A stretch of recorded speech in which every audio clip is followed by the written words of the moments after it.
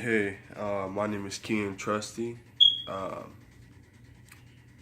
this is kind of like my first time ever doing a video or anything, but I think it's about time that I kind of start doing some type of films or whatever, like some videos to kind of help me recover from a lot of traumatic experiences. Um, so I guess I'll just go ahead and try to get straight to the point. This is my introduction into my therapy that I'm going to be doing for online. And so, like I said, my name is Kean Trusty. I was born July 1st, 1996, in a small town called Hiawatha, Kansas. And on July 12th of 2017, I attempted suicide and I went missing. I had over 200 million people looking for me. And if you don't really believe that, I do have the pictures right here. This is one of the first ones that was printed out and put up. And here's the other one right here. So I just kind of, right now I'm a little bit messed up right now. Cause my anxiety, I have severe chronic anxiety, really, really bad. And I'm really messed up right now. I've just been asleep and I just now woke up. I take Atarax to help that.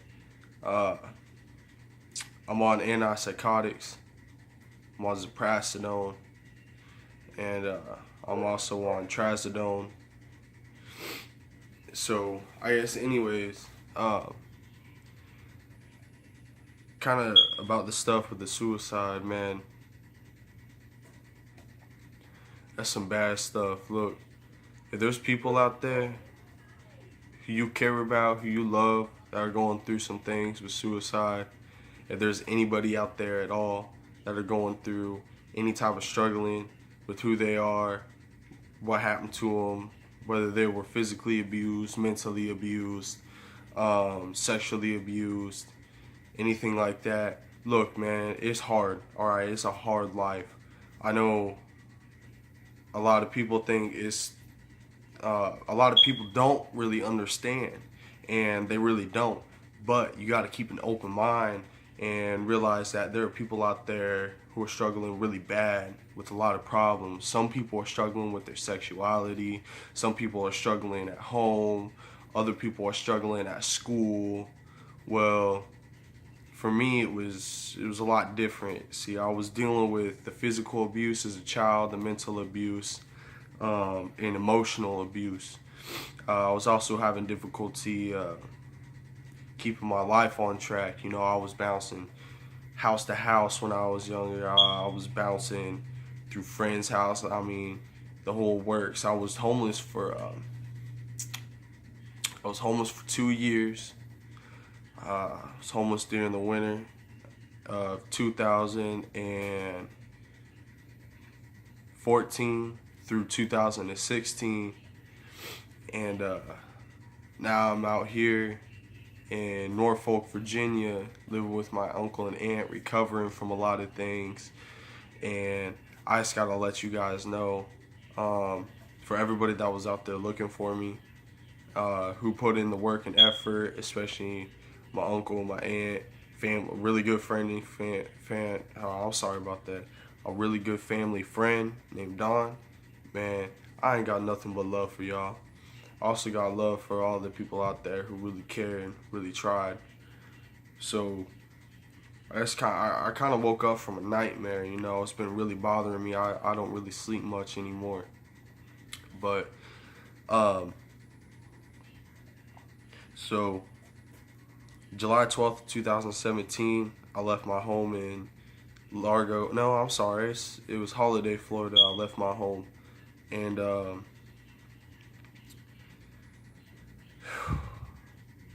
man, you know, I guess I kind of had it. I was laying down for months. I mean, for like 3 months straight, I was laying down in my room, coming home from work, literally laying down just to die. That's what I was doing. I remember I just laid down, and I remember I felt this surge like right here inside my heart, inside my chest. It felt like I was gonna have a heart attack, you know, all the time, constantly. And my anxiety, it was getting to me, and I didn't really realize that at the time that it was anxiety. I swear to God, I thought it was a heart attack.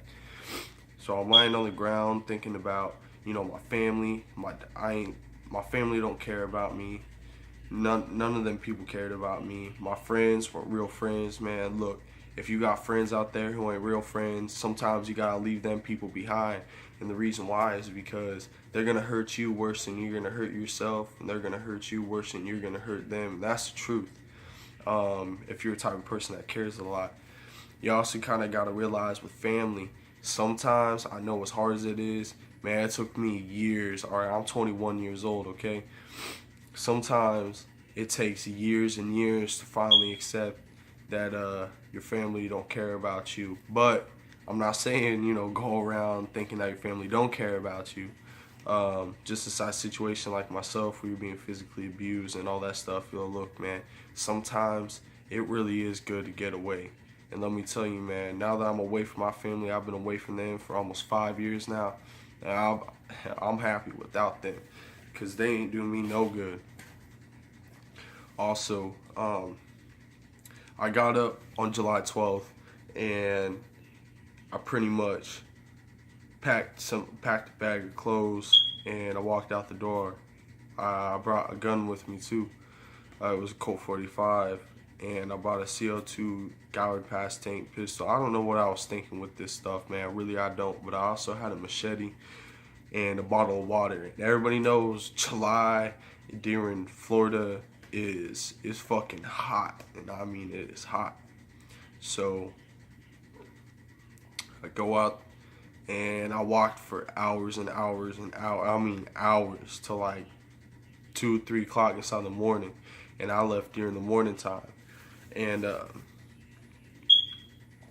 so I arrived at this park bench, right? And this is the reason why I can't sleep at night, man, is because, you know, like, you're on that verge of death. Now, look, I understand what verge of death is I used to do a lot of drugs, like a lot, and I'm talking about a lot. I used to be addicted to crack cocaine. I used to be addicted to heroin, Oxycontin, oxycodone, any of those general big-time fucking drugs. I was there, and I've overdosed a lot. I mean, a lot. And surprised I'm still alive today. So, you know, I already kind of knew it was a brink of death, but that night I put the gun inside my mouth, and let me tell you, man, you think overdosing is bad. Now, when you taste that tip of that barrel and it's sitting inside your mouth, your finger's already on that trigger pulling down, man, it's the last thing you're thinking about is like dying. You know, it's the very last thing. First, your mind starts racing, man. You know, you start thinking about everything you did inside your life. And I just couldn't take it no more, man. You know, I ain't had no future. I wasn't looking at my future. At the time didn't look like I was gonna get married or have kids of my own. You know, people just didn't really give a fuck about me until the day I did that shit. You know, and now a lot of people care, man. You know what I'm saying? So there's this guy. Right as my finger was pulling down the trigger, there's this guy, his car broke down. So I went over there and I said, you know, fuck it, man. Type of person I am, trying to help out with people and stuff. Man, I walked over and I was like, hey, bro, you need some help? He said, yeah, man, I need some help. I said, all right then, man.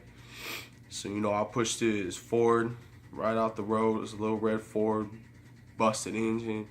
Man, I pushed it right off the road, and the dude asked me, he said, hey, bro, what's up, brother? Man, you all right?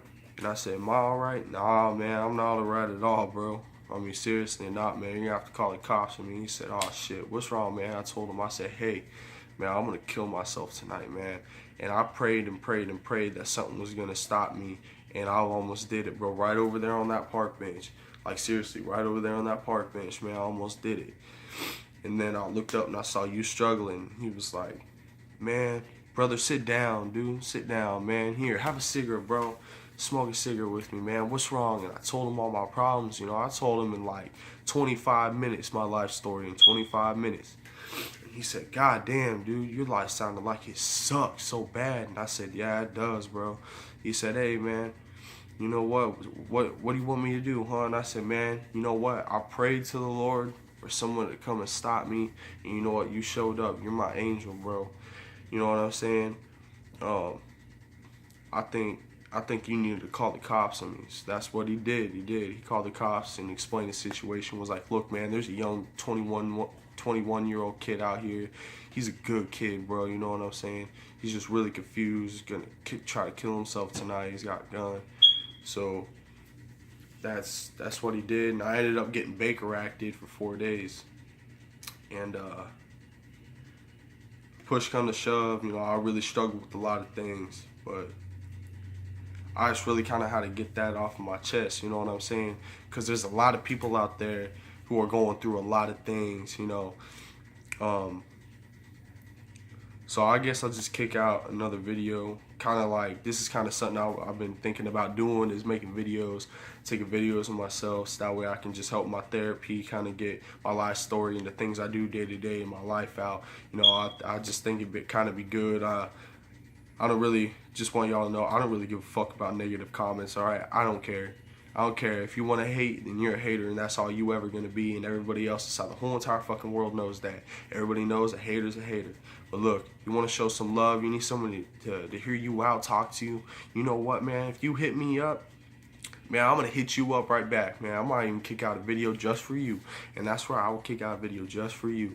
You know why? Because I have nothing but love, and I ain't got nothing but recovery time. So maybe talking to other people will help me out too. And it'll help you out, because you'll have somebody else who understands what it's like to be, who was a drug addict, who needs help, somebody who's already been through the abuse, somebody who grew up fighting all the time, who needs to stop with the anger. Look, man, I'm a lovable person, and I want nothing but to give love out to this world. You know why? Because all together, we all brothers and sisters, and that's all it is, man. You know, ain't nothing but love. All right, give a good like, maybe share this. I love y'all, man. Really do. Really love y'all. All right, peace.